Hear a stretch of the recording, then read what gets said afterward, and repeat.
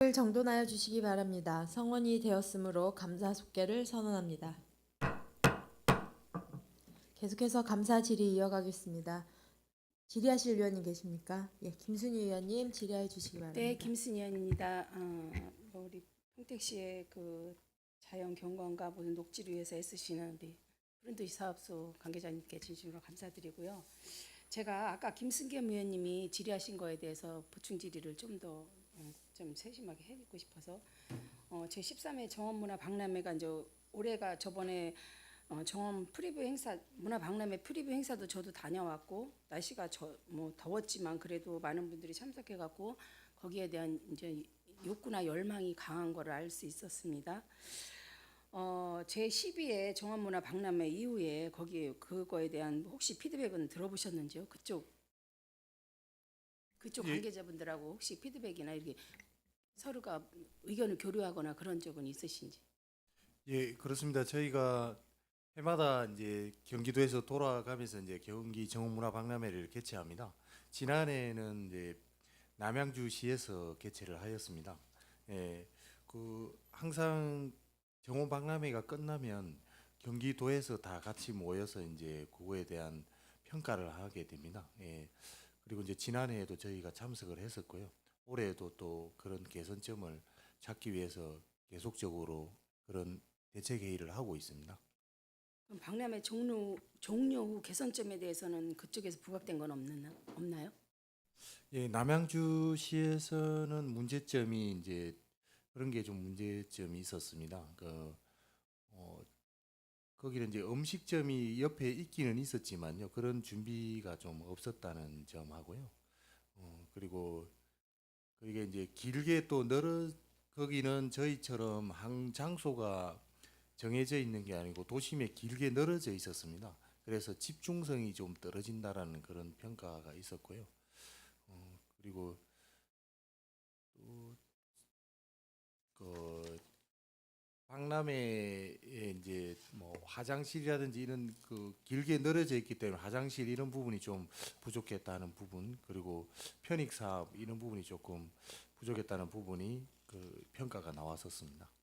예, 저희도 그거에 대해 농업 생태원은 그 12회 때 한 것보다도 저희가 이제 넓잖아요. 공간이 넓어가지고 여러 가지 뭐 장단점은 있어요. 근데 이제 그게 바로 취약한 뭐 접근성이 좋죠. 저희는 그냥 넓게 되어 있으니까 접근성은 남양주에서 한 것보다 저도 남양주를 갔다 왔는데 한 것보다 훨씬 더 광범위하게 넓게 한 군데서 다 관람할 수 있는 거고 저희 또 보니까 정원문화 그거 할 때 뭐 산업 전시관 뭐 판매 체험 교육 그다음에 기타 먹거리도 10% 정도를 추진을 하셨어요. 네, 이것도 뭐 좋고 저는 뭐 아까 말씀하셨듯이 화장실이나 이런 거는 농업 상태원 건물 안에 있으니까 그 이용하시는 분들이 편리하게 하는데 저희가 하나의 그 단점은 차량이 없으면 거기 통행을 할 수가 없어요. 거기 혹시 저 버스 정류장이 없죠? 그 주위에. 예, 그렇습니다. 거기 행사장 바로 앞에는 없습니다. 그렇지만 이제 거기에서 오성 면사무소 지역에는 이제 일반 버스가 다니고 있습니다. 그래서 그 부분을 조금 설명을 드리도록 하겠습니다. 그런 부분이 저희가 부족합니다. 그래서 그쪽은 이제 시내하고 떨어져 있어서 농지를 주변에 지금 현재는 약 500대를 댈 수 있습니다. 그렇지만 이제 그 주변 농지를 저희가 임대를 하였습니다. 그래서 약 3,500대를 더 낼 수 있는 주차장을 이미 확보를 했습니다. 예, 그리고 또 추가를 할 거고요. 그리고 이제 38 국도변이 계속 막히기 때문에요. 저희가 셔틀버스를 운행을 할 예정입니다. 각 지역마다 지제역, 평택역, 안중역 그리고 기타 시내권에서 오실 수 있게끔 버스를 30에서 50대를 저희가 임대를 했어요. 시민분들이 편하게 접근할 수 있도록 그렇게 미리 안내를 할 예정입니다. 그리고 조금 전에 말씀을 드렸듯이 이제 오성 면사무소 인근에 정류장이 있습니다. 버스 정류장이 있는데 거기에서 오시는 분들은 저희 그 시티 투어 하는 트롤리 버스가 있습니다. 그 부분으로 계속 이제 5분에 한 번씩 이렇게 행사장으로 갈 수 있게끔 저희가 운행을 할 예정입니다. 그리고 또 추가적으로 저희가 이제 청북 공설 운동장에 주차장이 넓습니다. 거기하고 오슨 플레이스 거기 주차장이 또 넓어서요. 그 부분도 활용을 해서 접근할 수 있도록 편하게 올 수 있도록 마련을 하였습니다. 예, 제가 궁금해 갖고 말씀드리려고 한 걸 다 말씀해 주셔서 감사합니다.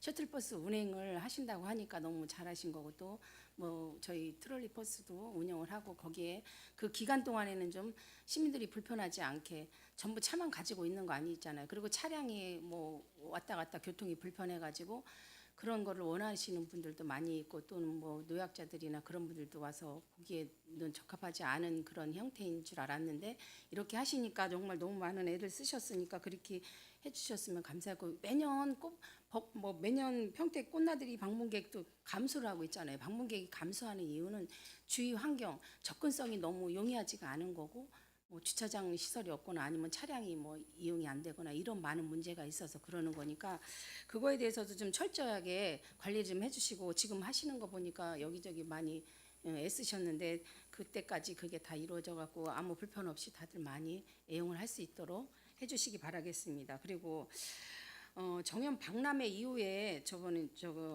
남양주시도 제가 갔다 왔지만 이제 농업 생태원하고 거기엔 생리적인 그 공간이나 이런 구조가 좀 틀린 거는 맞아요. 맞긴 한데 혹시 박람회 예산을 저희가 세우실 때 이제 끝나고 나면 거기에 대한 사후 관리도 중요하잖아요. 뭐 그 존치 여부나 아니면 그걸 얼른 옮길 것이냐. 그게 뭐 여태까지 많은 돈을 들여서 행사는 치렀지만 행사가 성공적으로 끝났어요. 성공적으로 끝났는데 거기에 성공적이 끝난 행사뿐 아니라 그거에 대한 후속 조치는 어떻게 할 건가에 대한 혹시 그 계획이나 예산 같은 거는 또 혹시 따로 세우는 것이 있나 궁금해서 여쭤보겠습니다. 의원님 감사합니다. 말씀해 주셨어요. 그리고 이제 저희는 다른 역대까지 12회에 걸쳐서 정원 박람회가 개최된 지역은 일부는 말씀하신 대로 철거되는 부분이 많이 있었습니다. 그렇지만 저희 이번에 13회 때에는 전체적인 존치를 목표로 저희가 추진하고 있습니다. 13개의 테마에 약 60여 개의 정원이 만들어질 예정입니다. 그래서 모두 존치의 개념으로 지금 추진을 하고 있고요. 그리고 이제 그 말씀해 주신 것과 같이 이제 농업 생태원은 이제 그 집중 관리가 되는 지역입니다. 현재에도 지금 일반적으로 이제 공원 관리를 할 때 기간제 근로자분이 한 분 정도 한두 개 정도 관리를 하는데요. 거기는 공원 하나에 약 10명이 지금 관리 체계가 구축되어져 있습니다. 그래서 그런 부분이 있기 때문에 저희가 좀 안심이 되고요. 그리고 저희 과에서도 내년에 관리에 문제성이 없도록 예산이 세울 수 있으면 세워서 그렇게 관리를 철저히 하도록 하겠습니다. 거기에 대한 관리는 온전히 그 푸른도시 사업소의 관리인가요? 예, 거기는 이제 아니면 다른 다른 데서 같이 관리가 들어가야 되나요? 현재는 농업기술센터에서 직접 직영을 하고 있습니다. 네, 이거 큰 행사고 저희 평택을 알릴 수 있는 경기도에서 평택을 알릴 수 있는 큰 행사를 준비하는데 여러 가지 애로사항도 많고 고충도 많으시지만 열심히 준비를 하셔가지고 저희가 큰 행사가 성공적으로 이루고 그 뒤에도 주위 환경 아까 얘기했지만 거기에 먹거리를 하셨다 그래서 체험도 저희 문화를 알리려고 그러는 거예요. 평택의 문화가 어떤 건지 알리는데 체험 프로그램도 평택의 문화를 알릴 수 있는 좋은 계기가 됐으면 해갖고 제가 말씀드린 것입니다. 열심히 준비해 주시기 바라겠습니다. 예, 알겠습니다. 철저히 준비하도록 하겠습니다. 그리고 제가 좀 몇 가지 더 여쭤보려고 하는데 제가 저번에도 한번 말씀드린 것 같아요. 가로수들이 뿌리를 제대로 내지를 못해갖고 생육에 좀 어려움이 있어요. 제가 보니까 여기 그린웨이 녹색 도시 추진해 보면 가로수 뿌리 생육 관리를 해갖고 평택 남북권역 가로수만을 하기로 했어요. 이게 남북권역만인데 이제 4억 7천이라는 시비가 들어갔는데 저거는 제 합정동하고 비전이동 근교에 있는 거 평택 고등학교 예전에 평택고등학교 지금은 저는 평택고등학교가 새로 준공을 시작하고 있지만 그 주위에서 제가 지나가다가 본 사진인데요. 이 도로에 나무들이 오래된 나무죠. 저거는 예, 그렇습니다. 전에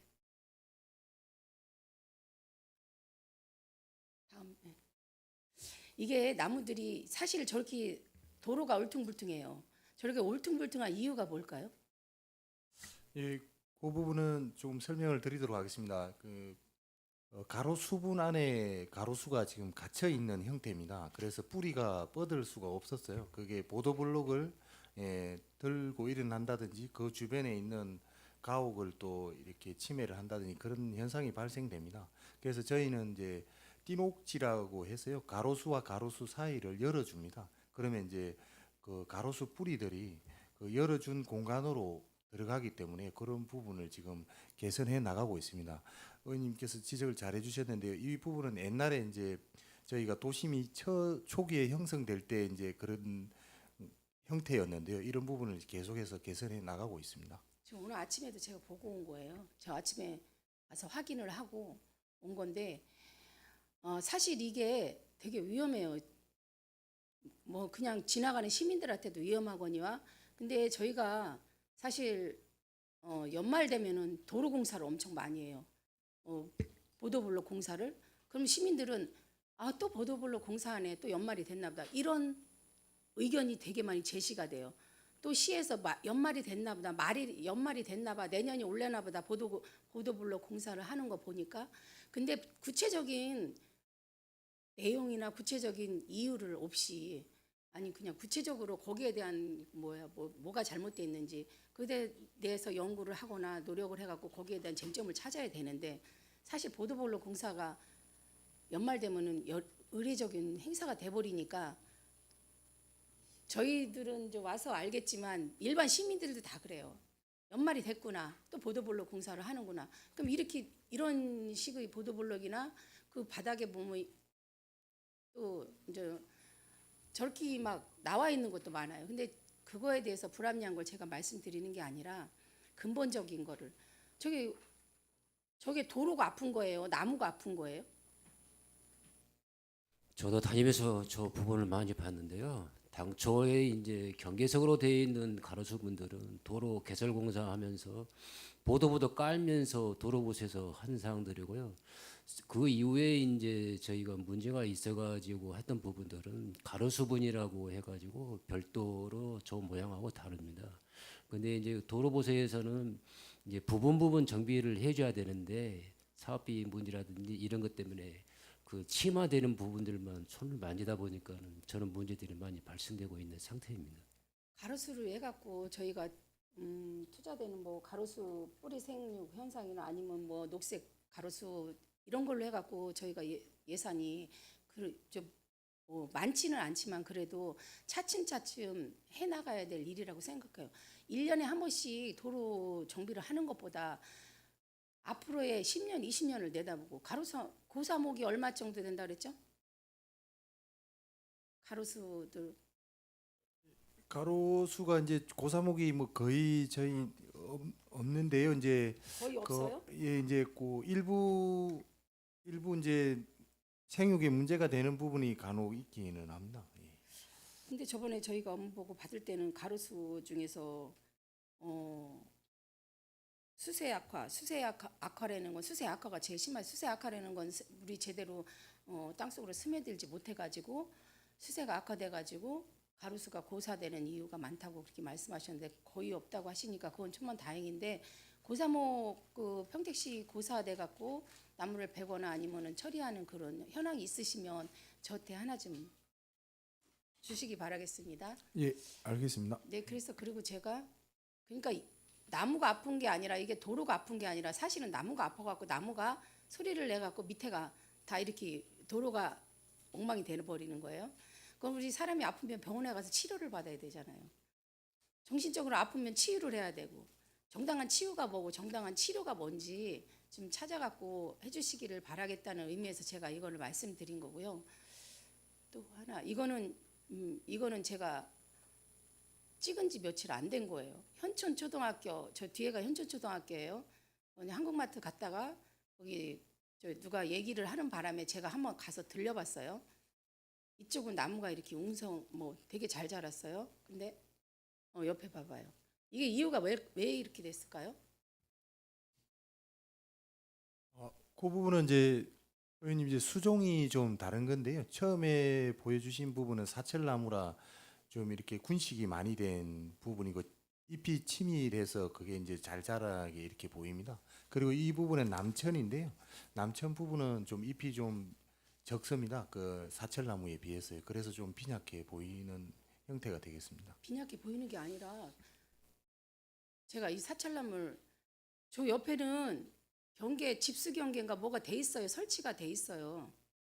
그래갖고 저거는 수분 함량이 비가 오거나 그런 걸 다 해가 제가 저번에 한번 말씀드렸을 텐데 평택시도 도시 경관을 살리기 위해서는 예산을 떠나서 정말 하나를 하더라도 오래 갈 수 있도록 이제 앞을 내다보고 해야 되잖아. 2040, 2050 천만 시민이 갖고 이제 저희도 특화 도시가 되는데 다른 거 아파트만 건축을 많이 하고 막 도심 속에 화원이 거의 없잖아요. 저희는 더군다나 평택 남부 지역에는 거의 뭐 등산로나 산이나 이런 게 너무 거의 없는 편인데 뭐 송탄 같은 데나 뭐 북부나 이런 데는 뭐 여러 가지 그래도 좀 굴곡이 있는 산인데 저희 남부 쪽에는 거의 없는데 도심 속의 숲이 이게 도심 속의 숲이나 마찬가지거든요.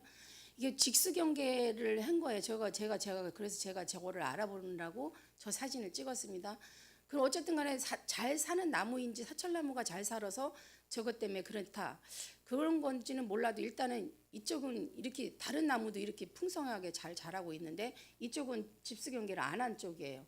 근데 완전 나무들이 심은 거는 똑같은 시기에 심었을 거예요. 그렇죠? 왜 그러냐면 같은 도로 이렇게 기역자로 니은자로 가는 도로니까 같은 구역이니까. 근데 이렇게 현저하게 차이 난다면 평택시여서도 이제는 한 번쯤은 생각해 봐야 되지 않냐. 도시 경관이 별거 아니에요.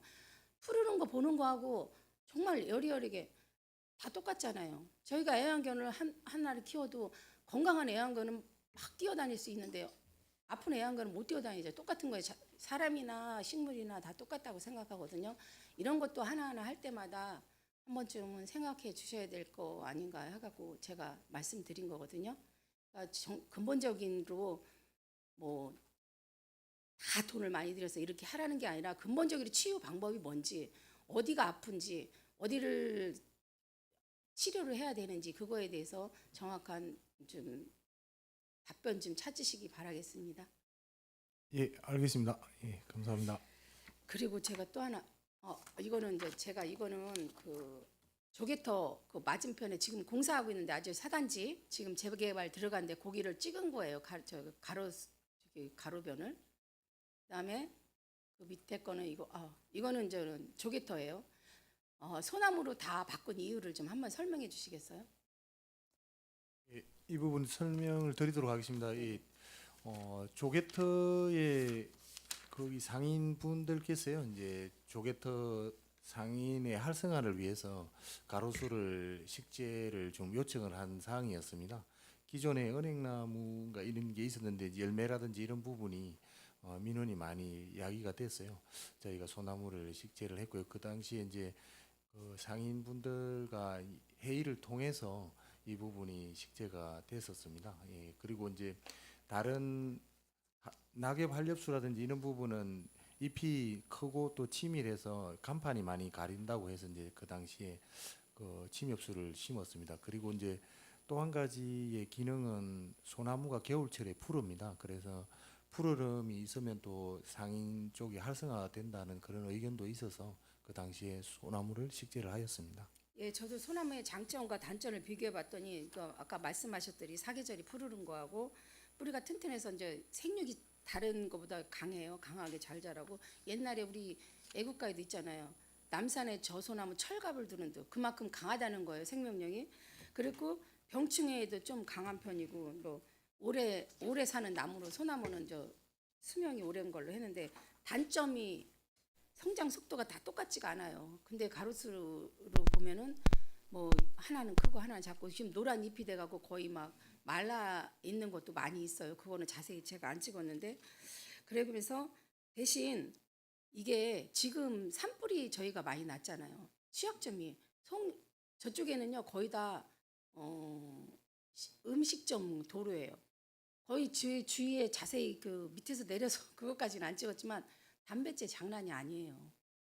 저녁에 저기 드시고 바깥에 나와서 드시고 그냥 담배를 피시고 이게 그냥 도로에다 그냥 마구 버리는 담배째가 저희도 청소에다 이렇게 보면은 담배째가 진짜 담배째 주스로 저희가 저 도로 청소를 하나 이럴 정도로 담배째가 엄청 많아요. 그럼 소나무 같은 경우는 취약점이 송진이 있잖아요. 송진이 이게 자라다 보면 송진이 나오게 되면 만에 하나 담배째가 거기에 붙으면 화재의 적타가 될 수 있어요. 적신호가 될 수도 있는데 저는 소나무는 이렇게 그리고 소나무가 산이나 공원이나 집에 이게 정원에 심는 건 적합하기 한데 늘 푸르고 관리도 잘 되고 그러면 적합하긴 한데 도로변에서 매연을 많은 차들이 지나죠. 수 없는 차들이 지나 매연의 소음 그게 과연 소나무가 적합한지 이거는 좀 제가 그래서 여쭤봤는데 지금 보니까 가요소 실제 현황을 보니까 저희 남부에 소나무를 303그루나 심었어요. 그러니까 4월 말 기준으로. 그러니까 제가 또 오다가 보니까 공원 저기 도로 큰 도로 홈플러스 밑에 그 저기 도로에 가로수 도로에도 소나무가 식재되어 있더라고요. 네, 중앙 분리대에도 식재되어 있고 소나무 식재가 요새는 눈에 띄게 보이는데 이렇게 소나무는 정말 우리가 봐도 늘 푸르고 항상 그런 건데 이렇게 저희 가로수를 심어도 적당한지 제가 좀 궁금해서 여쭤봤어요. 그리고 또 주위 분들이나 사람들도 소나무가 적당한지에 대해서 의문을 제기를 하시는 분들이 있어서 제가 여쭤봤는데 제가 봐도 장단점을 생각할 때는 그리고 아까 은행나무는 은행이 많이 떨어진다고 했는데 요새는 암수 구분해 갖고 은행도 많이 심어요. 이렇게 열매를 안 열리게 푸르름만 보기 위해서 푸르름도 보고 또 사계절 낙엽도 볼 수 있고 그런데 이제 그런 건데 이런 단점이 있는데 장단점을 뭐 고려해서 잘 뭐 협의해서 하셨겠지만 이제 앞으로는 이런 것도 한번 고려를 해주셨으면 좋을지 만에 하나 여기서 뭐 사고 같은 건 없겠지만 그런 것도 일단은 한 번쯤 생각해 주셨으면 하고 제가 말씀드렸습니다. 네, 알겠습니다. 그리고 이제 이거는 여기 보면은 등산로 환경정비 8개소가 들어갔는데 뭐 이게 어디인지는 모르시죠? 청소년 문화센터 그 뒤에 둘레길 있잖아요. 둘레길이에요. 근데 둘레길이 청소년 문화센터에 그나마 좀 나지막하게 둘레길이 있는 건 이거 하나밖에 없거든요. 여기에 나무가 굉장히 오래됐어요. 나무 계단이에요. 이게 하나하나 밟고 올라가잖아요. 비가 오거나 그러면 신발에 흙 같은 게 묻지 말라고 아마 나무를 해놓은 것 같아요. 근데 지금 저게 굉장히 나무도 오래된 것 같고 중간중간 없어요. 근데 저거는 다행히 하나밖에 없네요. 근데 이거는 좀 몇 개가 두세 개가 빠졌어요. 근데 여기로 저거는 가운데가 없고 거의 위에도 없고 나무도 오래된 진짜 나무를 생각하면 다 뜯어내고 다시 해야 되는데 저기에 이렇게 이제 거기 청소년 문화센터에 부모님들이 아이들이 뭐 활동을 하거나 그리고 또 본인들이 거기서 실습 같은 걸 하고 활동을 마치고 올레길을 걷는 분도 있어요. 저기 걷는 분을 뒤에서 찍었는데 일단은 여기를 하나도 사용하지 않는 거예요. 근데 저희가 여기 보면 등산로 많이 있는데 배달이나 뭐 이런 데 모든 게 다 잘 돼 있어요. 공원이나 이런 데는 다 잘 돼 있는데 안타까워요. 이런 거는. 그리고 이거는 평택 시내잖아요. 관내. 거기 주위에 어르신들도 많이 다니고 뭐 솔직히 비 오면 땅에 밟히지 말라고 흙 밟지 말라고 했는데 흙이 아니라 잘못 걸려서 넘어져 갖고 다치는 확률이 더 많을 수도 있고 심지어 그러신 분들도 있어요. 그러신 분들이 저한테 민원을 주신 거예요. 그래서 이렇게 할 바에는 다 뜯어내고 흙으로 만들어야 되지 않냐. 그냥 자연 친화적으로. 이제 그렇게 말씀을 하셔갖고 제가 이제는 보니까 정말로 이렇게 안타까운 현상이 있어요. 근데 이런 것들도 좀 철저하게 좀 관리를 해주시고 사실은 모든 시설을 다 관리하시기도 힘드시겠지만 이런 것 좀 한번 심써 주시고 나무나 뭐든지 다 한번 식재를 하면 저희가 1, 2년 있다 다시 뭐 한 5년 있다 다시 교체하고 그런 건 아니잖아요. 장기적으로 내다보면서 자식을 키우듯이 우리 아이들이 뭐 좋은 대학을 가고 뭐 30대 결혼하고 이렇게 키우듯이 장기적으로 식재를 하는 거니까 생육 현상도 좀 생각하셔갖고 좀 해주셨으면 좋겠다는 데에서 취지해서 제가 말씀을 드렸습니다. 네, 이 의원님 저 부분에는 이제 제가 설명을 좀 추가적으로 드리면요. 네네. 뭐냐면 저게 이제 소사발리포주공원 운동장 부지로 되어 있는 저기 부분입니다. 그리고 땅 자체가 임야인데 우리 시 소유로 되어 있고요. 근데 저게 이제 그 산림녹지과에서 기금을 받아가지고 무장의 나눔길을 일부 데크를 외곽으로 해놨는데 저 목계단으로 되어 있는 부분들은 이제 그때 당시에 그 운동장 관리하는 부서에서 사람들이 많이 이용하는데 급경사지가 되니까는 저것을 일부를 설치를 했걸랑요.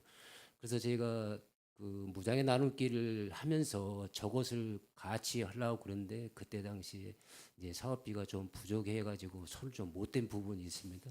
그 부분은 저희가 그쪽 부서하고 협의를 해가지고 불편이 없도록 조치하도록 하겠습니다. 네, 잘 부탁드리겠습니다.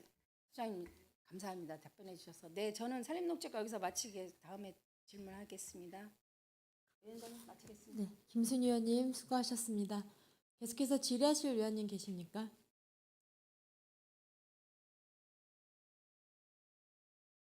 질의하실 의원님. 네, 손남영 의원님 질의해 주시기 바랍니다. 네, 손남영 의원입니다. 김순희 의원님께서 가로수에 관해서 가로수 주변에 경계석 블록이 일어나고 보도 블록이 일어나서 시민들 통행에 안전에 위해된다는 그런 말씀을 하셨고, 일단은 저런 사진을 저희가 접할 때는 많이 안타깝죠, 사실. 또 예산이 투입돼야 되는 상황이고, 그래서 어떤 그 가로수 식재에 대한 공식을 좀 변화를 해야 되지 않겠냐, 방법론을. 그래서 그런 것도 좀 우리 산림녹 소장님이나 녹지과장님이나 공원과장님이나 전문적으로 오랜 세월 동안 공직 생활을 하셨으니까 좋은 아이템이 많이 나올 거라고 생각을 합니다. 그래서 저는 이제 오전에 좀 질문을 드리고 오후에 또 질문을 드리도록 하겠습니다. 제가 보니까 녹색건축사업과장님 말씀 한 번도 안 하신 것 같아서 우선 오전에 녹색건축사업과 질문을 드리겠습니다.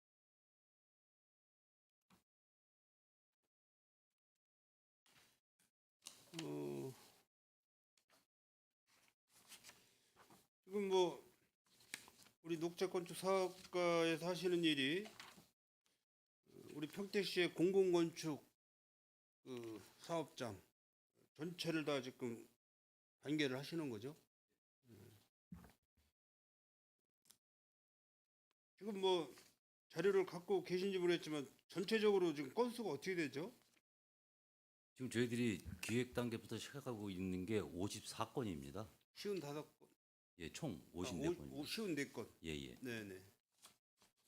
쉬운 4건 중 다 지금 추진을 하고 있는 거예요, 현재? 이제 기획 단계부터 들어가 있는 것까지 다 포함된 겁니다. 네. 그리고 이제 다시 말씀드리자면은 올해에 공사 중에 있는 게 17건이고요. 현재 17건. 예, 올해 거에 이제 네. 착공 예정이 이제 9건이 있습니다.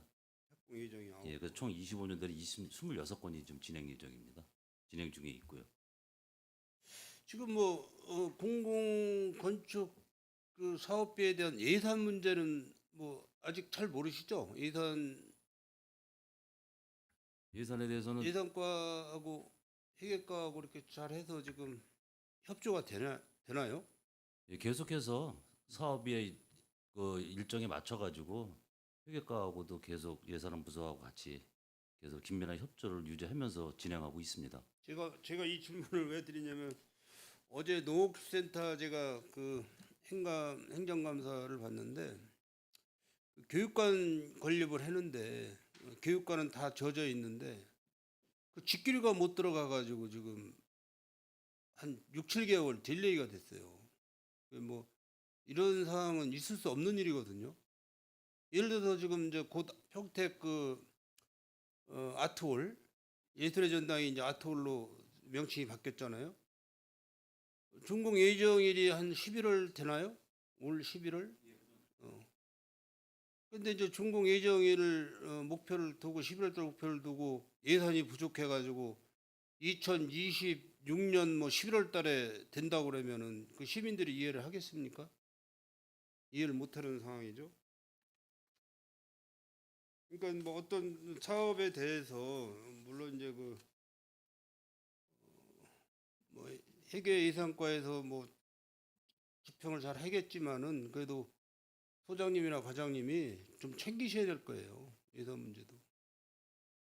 때 되면 어련히 지급하겠지 이제 그렇게 보시지 말고 미리미리 예산을 챙겨서 그런 그 공적률이 발생하지 않도록 그렇게 좀 부탁을 드리겠습니다. 예, 명심하겠습니다. 그러면 총 54건 중 17건, 17건을 지금 추진 중이고 이제 9건을 착공 예정 중이고 이 중에 지금 그 행정복지센터가 어디 있어요? 17건 중에서 요거는 이제 17건 중에는 행정복지센터가 지금 동삭동하고 신평동, 동삭동, 신장 2동, 신평동 예, 이렇게 세 건이 올해 이제 착공 예정입니다. 착공 예정. 예, 예. 제가 물론 이제 저 인사과에다도 얘기를 하겠지만은 사실 행정직을 제가 무시하는 게 아니라 어떤 그런 그 읍면동사무소 신축 현장에는 거기에 이제 예를 들어서 지금은 이제 다 동이죠. 동삭동, 신평동, 또 하나 마지막 무슨 동? 신장이동. 다 동사무소죠. 이런 데에 그 동장님들을 인사할 때 우리 건축부서 건축직 그 공무원분들을 인사를 하게 되면은 지금 우리 녹색건축사학과가 과장님하고 몇 팀이 있어요? 3개 팀이 있나요? 지금 5개 팀입니다. 5개 팀. 예. 전체적으로 그러면 직원 숫자가 몇 명이 되는 거죠? 총 23명입니다. 총 23명. 예.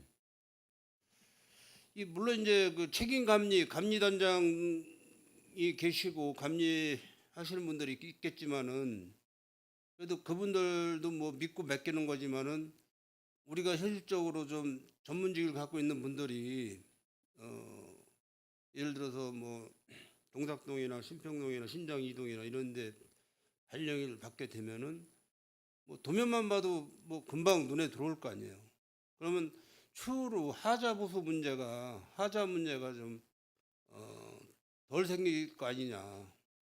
좀 그런 분들이 좀 챙기게 되면은 우리도 우리 의원님들도 건축직에 대해서 전문직을 갖고 있는 분이 누군지 모르겠지만은 우리가 소장님이나 과장님이 보고하는 책자에 나온 대로 보고한 대로만 우리가 그걸 보고 따지는 거지 어떤 전문적인 공부를 안 했기 때문에 좀 우리도 현장이나 이런 데 가서 볼 때 부족한 게 굉장히 많잖아요. 자재 쓰는 일이라든지 시방서에 대한 내용이라든지 여러 가지를 해서 한번 우리 소장님이 이다 부서에다가 한번 건의를 좀 해주세요. 예, 그렇도록 하겠습니다.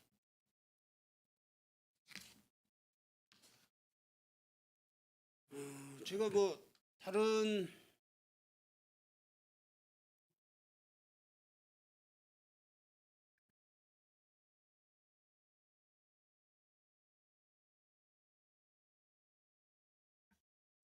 다른 과도 제가 말씀하셨지만은 우리가 지금 평택시의 각 우리 공공 사업 현장에 우리 하도급이라든지 장비 사용이라든지 이런 부분이 외부 쪽으로 많이 지금 발주가 나가 있는 거로 알고 있어요. 외부인들한테. 어쨌든 뭐 강제성을 못 띄우지만은 입찰에 의해서 어떤 그분들이 입찰을 봐서 낙찰이 돼서 그분들이 집행을 해놓은 사업이지만은 그래도 우리 내부에 우리 평택시 내부 우리 예부업체 말고 우리 관내업체로 해서 좀 이용하게끔 뭐 이렇게 부탁은 좀 드릴 수 있는 거 아닙니까?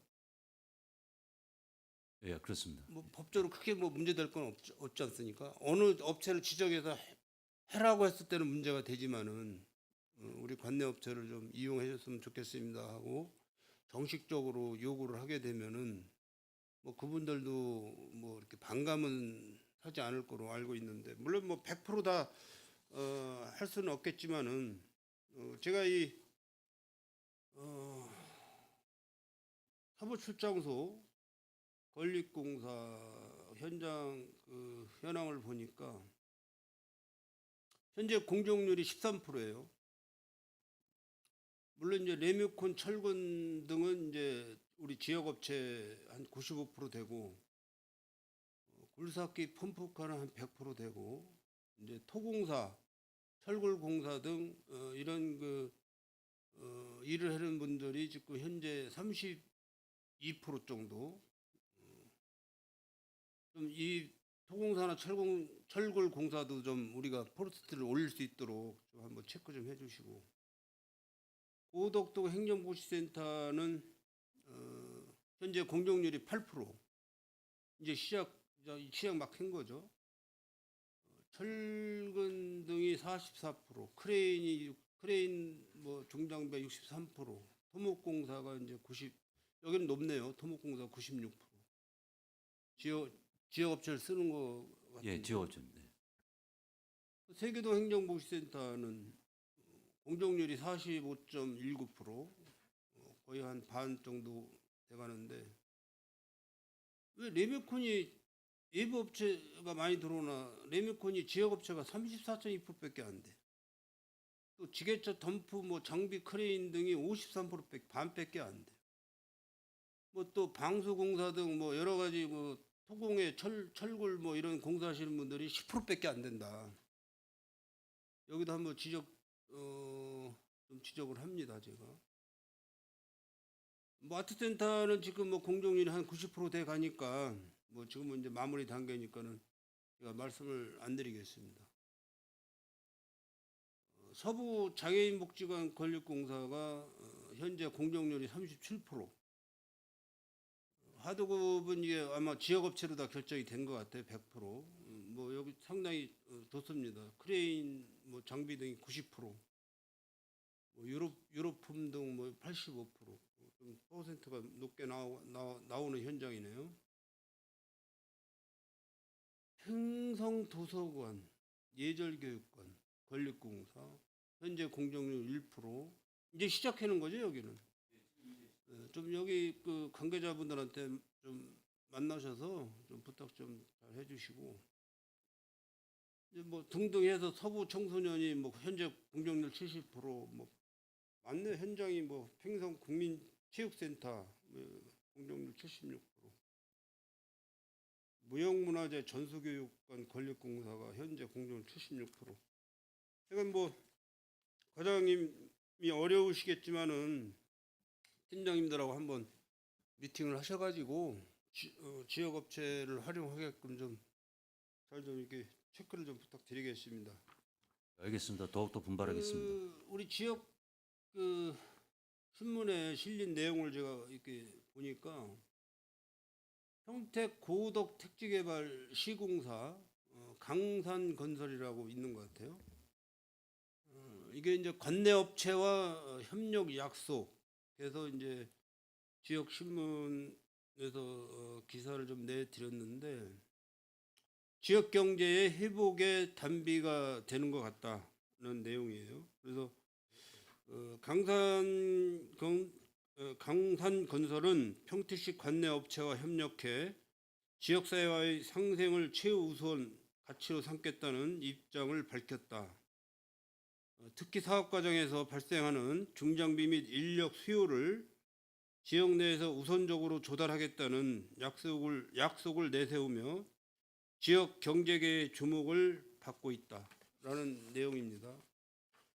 현장에서 공사를 총괄하는 강산건설 아무개 소장은 이번 고덕 개발 사업은 단순한 공사가 아니라 지역과 함께 성장하고 평택 시민과 이익을 나누는 구조로 진행될 것이라며 공사에 필요한 자재, 장비, 인력은 가급적 평택시 내 협력업체를 통해 확보할 예정이라고 밝혔다. 이거 아주 좋은 소식 아닙니까? 아주 훌륭한 분이신 것 같은데 저도 나중에 시간 되면 한번 우리 사장님하고 커피도 한잔 마시고 싶은 그런 생각이 듭니다. 그래서 우리 녹색군주 사업과장님은 지금 현재 우리 내수 경기가 굉장히 안 좋지 않습니까? 우리 지역 경제가. 그러니까 그런 걸 좀 감안하셔서 잘 좀 컨트롤 부탁드리겠습니다. 건축 사업과 질문 마치겠습니다. 위원장님. 네, 손남영 의원님 수고하셨습니다. 계속해서 질의하실 의원님 계십니까? 이관우 의원님 질의해 주시기 바랍니다. 이관우 의원입니다. 일단 지금 시간에는 산림녹지과 한가에 대해서만 질의 좀 짧게 하는 시간을 갖도록 하겠습니다. 우리가 평택시가 낮은 그 산림 비율을 극복하고 미세먼지를 감소를 위해 다양한 우리 도시숲 조성에 노력하고 있지 않습니까? 다양한 도시숲 조성에 대한 우리 30년 종합계획도 발표하고 했는데 뭐가 있죠? 예, 30년 그린웨이 사업 중에요. 이제 17페이지의 그 사업하고요. 저희가 진이천, 안성천을 따라서 저희가 녹지를 만드는 사업이 또 추가적으로 있을 예정입니다. 하여튼 우리 그린웨이라든지 바람숲길 조성을 위해서 우리 평택시가 최선을 다해서 노력한다는 점에 대해서는 상당히 긍정적인 생각을 좀 가지고 있습니다. 먼저 우리 평택시가 미세먼지로 인한 데이터라든지 우리 평택시가 얼마나 심각성에 대해서 좀 한번 말씀드리자면 우리 2018년도에 세계 대기질 보고서에 따르면 경제협력개발기구죠. OECD 국가 중에서 대기질이 가장 나쁜 도시 100대 도시를 선정을 했어요. 우리 한국이 44곳 도시가 44곳이 포함되어 있어요. 평택시만의 문제는 아니라고 좀 볼 수가 있겠죠.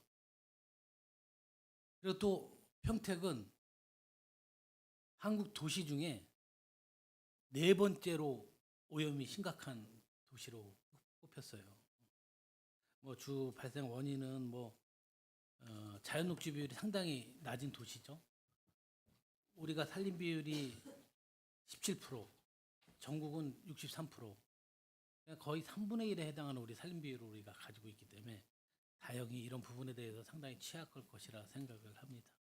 그나마 평택에서 이렇게 미세먼지 저감에 대한 많은 제약과 노력을 하고 있음에도 대단히 좀 감사하게 생각을 하고 있어요. 총 우리가 지금까지 우리 프로젝트 시행이 벌써 한 6년 됐잖아요. 바람 한 몇만 그루 심었다 그랬죠? 약 800만 그루를 식재를 하고 있습니다. 그리고 연간 우리가 보도자료를 보면 평택시에서 내는 보도자료예요. 한 그루당 미세먼지를 얼마나 흡수한다고 데이터를 보내주셨죠? 예, 한 그루당 35.7g의 미세먼지를 감소를 시킵니다. 쉽게 말해서 이제 저희가 커피 드시잖아요. 머그컵 한 잔에 정도의 초미세먼지를 감소시킨다는 산림청 연구 결과가 나와 있습니다. 매년 한 267.7톤의 미세먼지를 줄일 수 있다는 데이터를 가지고 계시네요. 어때요? 실질적인 그 데이터가 그렇게 줄었습니까? 이제 저희가 집중적으로 조성을 한 바람길 숲 같은 경우는 의원님 말씀하신 대로 그런 미세먼지 좀 줄은 데이터 양이 나오고 있습니다. 이 조성한 데가 어디예요? 쉽게 말하면.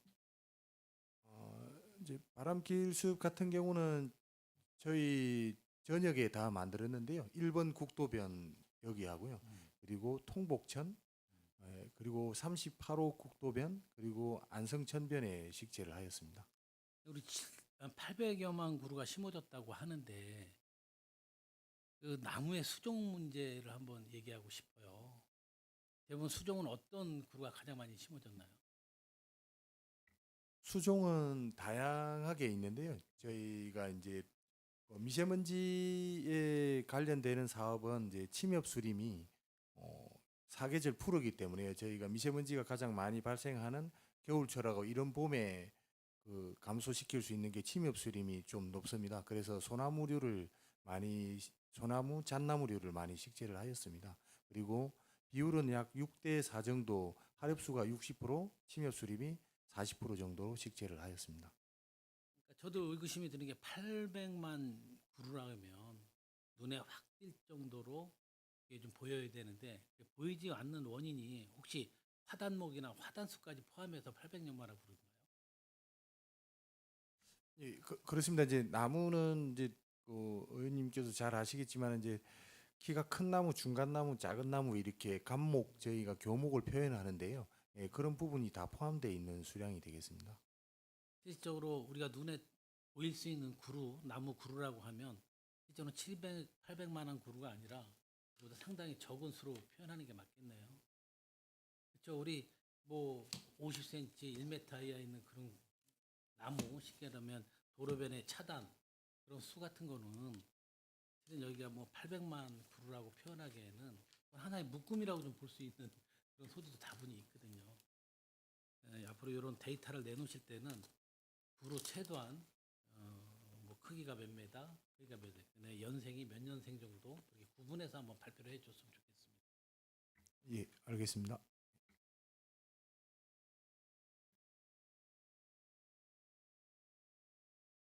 저 24년이죠. 전년도에 11월에 우리가 평택시에서 제공한 보도자료를 한번 보겠습니다. 거기에서 우리가 한 750만 그루를 심었다고 했고 미세먼지가 확 줄었다고 발표를 했습니다. 미세먼지가 확 줄었다. 자료 한번 띄워주시겠어요? 네. 2019년 대비 2020년 미세먼지 농도가 20.8%, 초미세먼지 농도가 23.9% 감축했다고 발표했어요. 이게 정말 사실이라면 우리가 그 목표에 대한 아주 향해 잘 나아간다고 볼 수가 있어요. 저걸 한번 보겠습니다. 그 다음에 우리 2019년하고 20년도를 비교를 하면 우리 증감률에 보면 20.8%가 확 줄었어요. 상당히 긍정적이죠. 미세먼지가 확 줄었으니까.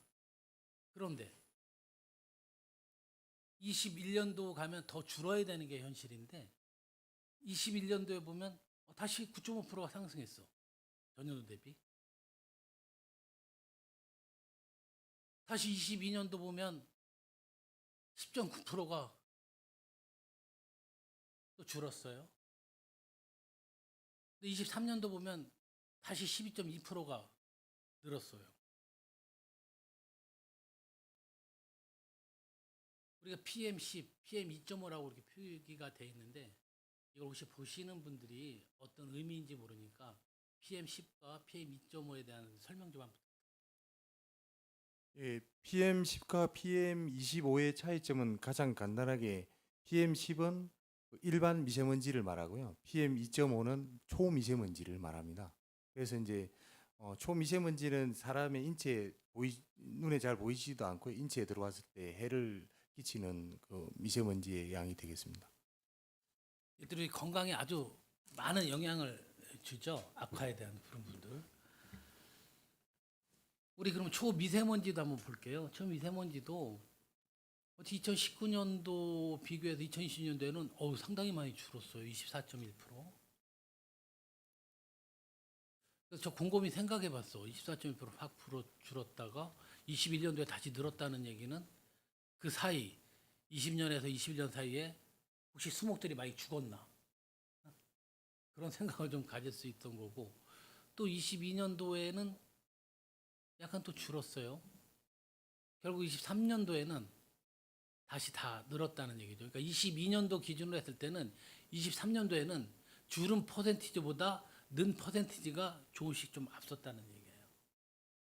어떻게 이런 데이터가 나올 수가 있습니까? 이런 상황을 보게 되면 정말 우리가 평택시에서 발표한 것처럼 초미세먼지가 확 줄었다. 바람 길수비 잘 조성됐다고 발표할 수 있겠습니까? 이 데이터 보고 한번 말씀해 주시기 바랍니다.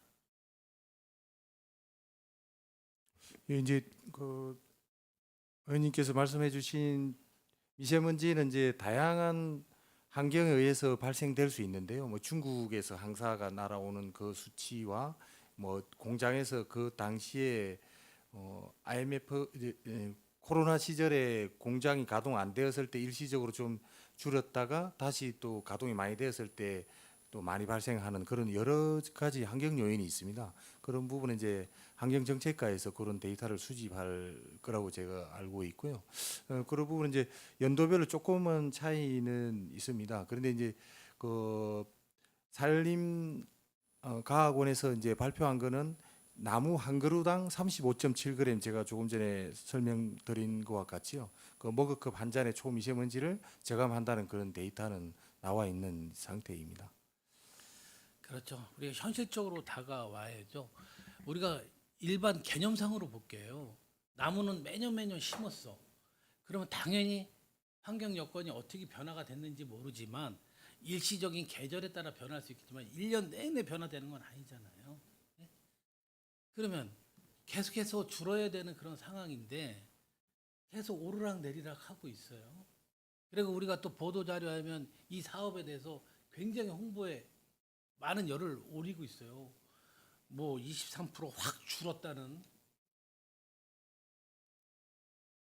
이 부분에 대해서 우리가 너무 긍정적인 요소만 가지고 이 사업을 추진할 게 아니라 이런 데이터가 나왔으면 과연 어떤 부분이 잘못됐나, 어떤 부분이 효과를 좀 급상승시킬 수 있나, 그런 부분에 대해서 연구하고 그런 부분에 대해서 방향을 좀 제시하고 해야 되는데 그냥 나무 심기에 바람길 숲 조성에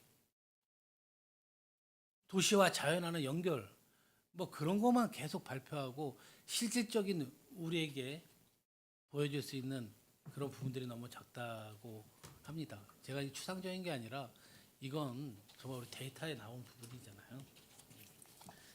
그러니까 이런 부분에 대해서 앞으로는 무작정 긍정적 요소만 발생하는 것이 아니라 이런 데이터도 과감히 발표하고 이 부분에 대해서 문제점도 우리가 함께 갖춰가야 된다고 봅니다.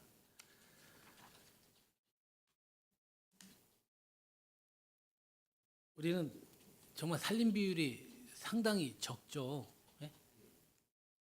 그 산림을 훼손하는 부분에 대해서는 우리 녹지과에서도 상당히 고민해야 되지만 또 도시 개발이라는 차원에서는 불가피하게 산림을 훼손 안 할 수도 없는 상황이에요. 대신 우리가 산림 훼손에 대한 그에 따른 산림 보존에 대한 무슨 법적이라든지 조치가 좀 같이 취해져 된다고 보고요. 제가 한번 드리고 싶은 말은 우리가 녹지에 대한 기존에 새로 꾸미려고 하는 게 아니라 자연으로 형성되고 있는 숲길 같은 거는 우리가 좀 더 개발하고 시민들에게 홍보를 통해서 건강을 같이 즐길 수 있고 하는 부분들이 몇 가지 사례를 한번 들려볼게요. 우리 서탄면에 가보면 금암리 쪽에 참나무 숲길 잘 아시죠? 물론 그게 국가 하천이긴 하지만 또 보존지역이기도 하지만 충분히 어느 정도만 잘 관리만 해주면 참 명소인 곳이에요. 그 길이가 무려 한 700m 되는 거예요. 700m. 우리 시장님이 발표한 것처럼 녹색 도시에 대한 물과 나무와 자연이 어우러지는 그런 곳이라고 했잖아요. 거기가 바로 그런 곳이에요. 예? 앞에는 바로 천이 흐르고 거기는 참나무 숲이 한 700여 m 잘 심어져 있고 거기에 실은 사이사이 어떻게 해서 그 자전거 도로가 났는지 모르지만 자전거 길도 있어요. 근데 관리가 너무 안 돼 있어. 그리고 거기만 좀 조성을 해서 물론 거기가 보존 지역이긴 하지만 잘 상급 기관하고 잘 협력을 해서 거기만 잘 다듬어 준다면 정말 우리가 참나무 숲길 즐길 수 있는 그런 숲으로 조성할 수 있는 가장 적은 예산으로 꾸밀 수 있는 그런 길이에요. 그 문제에 대해서 우리 소장님 그게 잘 아실 것 같아요. 소장님 그 부분에서 한번 생각해 보신 적 있어요? 예, 그 부분은 저희도 이제 내용을 잘 알고 있는데 그게 이제 한강유역청에서 그 보존지구로 되어 있는 부분을 시험 삼아 참나무를 심어가지고 지금 굉장히 이제 아름드리 나무가 되어 있습니다. 그리고 저희도 이제 그 지역 주민들이 그 부분을 쉴 수 있는 공간으로 어떻게 좀 해달라는 요청도 있어가지고 일부 저희가 이제 큰 시설은 아니지만은 그래도 이제 벤치라든지 이런 부분들은 추가로 좀 해줬는데요. 지금 그 자체는 지금 우리 생태하천과에서 지금 관리하고 있어가지고 그게 저희 마음대로 할 수 있는 부분이 좀 아닙니다. 그래서 이게 지금 하천 생태하천과하고 우리 산림녹지과하고의 그 업무에 대한 그 이원화라든지 이런 부분이 있거든요. 이게 지금 누리광장 같은 경우도 그렇습니다. 이제 제방 밖에 있는 부분인데 그 부분은 지금 생태하천과에서 지금 관리하고 지금 조정하면서 아무래도 이제 그쪽도 관리하는 상황이 또 되겠는데요. 뭐 생태청과장님하고도 얘기를 충분히 나눴습니다. 실은 관리는 생태청과에서 하는 게 맞죠. 그렇죠. 우리 참나무는 누가 관리해야 되겠습니까? 예? 그렇게 업무의 분담을 얘기하지 말고 생태청과든 우리 푸른 사업소건 어느 부서에서 적극적으로 선도적으로 해야 되지 않을까 생각을 합니다. 서로 미루다 보면 한두 끝 없이 뭐 개선 방향이 없어요. 최근에 어떤 일련의 사건이 있었냐면 거기에 주민들이 너무 그 서탄면에 계신 분들이 너무나 그 숲을 사랑해요. 사랑해서 거기에 약간의 화단을 조성하고 꽃을 좀 심으려고 했는데 그거에 대한 또 문제점을 계속 지적하다 보니까 너무나 불만들이 많이 제기되는 거예요. 아니 시에서 못하는 일을 우리 주민들이 하는데 그 보존적인 이유 하나만으로 거기를 훼손시키는 것도 아닌데 그것도 못하게 하고 단속하고 그런 부분에 대해서도 한번 잘 검토해 주시기 바라면서 소장님 우리 자작나무 숲 한번 현장 방문해 보셨죠? 진이면 은살리에 있는 자작나무 네. 숲 얘기하시는 거, 예, 그 산림청당 있습니다. 우리 용인시 같은 경우는 아예 자작나무를 심어가면서 자작나무 숲을 조성해가면서 지금 아예 유료로 운영하고 있어요. 자작나무 숲 공원. 근데 우리는 천혜 자원으로 자작나무 숲이 조성되어 있어요. 이게 뭐 정확한 데이터는 아니지만 7만여 평 정도 자작나무 숲이 조성되어 있는 걸로 알고 있습니다. 소장님 가보셨지만 상당히 좀 잘 조성돼 나무들이 아주 잘 되어 있잖아요.